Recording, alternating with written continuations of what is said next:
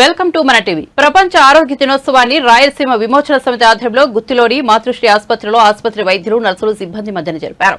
ఈ కార్యక్రమానికి ముఖ్య అతిథిగా హాజరైన వైఎస్ఆర్సీపీ ఐటీజీ అధ్యక్షుడు వై రాజశేఖర రెడ్డి మాట్లాడుతూ ప్రతి సంవత్సరం ఏప్రిల్ 7న ప్రపంచ ఆరోగ్య సంస్థ WHO నిర్వహిస్తోందన్నారు. 1948లో WHO మొదటి ప్రపంచ ఆరోగ్య సభ నిర్వహించింది. 1950 నుండి ప్రపంచ ఆరోగ్య దినోత్సవంగా ప్రతి సంవత్సరం ఏప్రిల్ 7ను జరుపుకోవాలని అసెంబ్లీ నిర్ణయించింది. WHO స్థాపనకు గుర్తుగా ప్రపంచ ఆరోగ్య దినోత్సవం జరుగుతుంది. మన రాష్ట్ర ప్రభుత్వం వైద్యానికి అత్యంత ప్రాధాన్యత ఇస్తోందన్నారు. ఆరోగ్యశ్రీని 5 లక్షల నుంచి 25 లక్షలకు పెంచి అనేక కొత్త వ్యాధులను ఆరోగ్యశ్రీ ప్రజల్లో తెచ్చారు. రాష్ట్ర వ్యాప్తంగా 10,500 విలేజ్ క్లినిక్లు, 550 అర్బన్ హెల్త్ సెంటర్లు, 300 కొత్త ప్రభుత్వ ఆసుపత్రులు కట్టారన్నారు.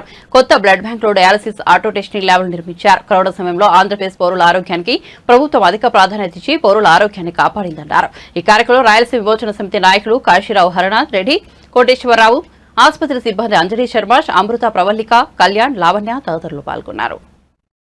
ప్రపంచవ్యాప్తంగా ప్రపంచ ఆరోగ్య దినోత్సవాన్ని జరుపుకుంటా ఉన్నారు. దాని యొక్క ముఖ్య ఉద్దేశం ఏమంటే అందరూ ఆరోగ్యంగా ఉండాలని చెప్పి దానికి ఏమేమి చేయాలో ప్రతి సంవత్సరము ప్రపంచవ్యాప్తంగా అందరికీ గుర్తు చేయాలనే ఉద్దేశంతో ప్రతి సంవత్సరము ఏప్రిల్ 7వ తేదీని ప్రపంచ ఆరోగ్య దినోత్సవంగా జరుపుతూ ఉన్నారు. కాబట్టి మనం గుర్తు చేస్తా ఉన్నది ఏమంటే అందరము హెల్తీగా ఉండాలి. హెల్తీగా ఉండాలంటే దానికి పూర్తి స్థాయిలో ప్రతి 3 నుంచి 6 నెలలకు ఒకసారి అందరూ వాళ్ళ ఆసుపత్రుల్లో చెక్ చేయించుకొని లేదంటే డాక్టర్లకు సంప్రదించి వాళ్ళందరి ద్వారా ఆరోగ్యంగా బతకాలి అని చెప్పి మనం కోరుకుంటున్నాము. వాటన్నింటినీ పక్కన పెడితే ఆంధ్రప్రదేశ్ ప్రభుత్వం వైద్యానికి లేదంటే ఆరోగ్యానికి అత్యంత ప్రాధాన్యత ఇస్తుంది. ఎందుకంటే దాదాపు 5 లక్షల నుంచి 25 లక్షలకి రోజు ఆరోగ్యశ్రీ పెంచారు.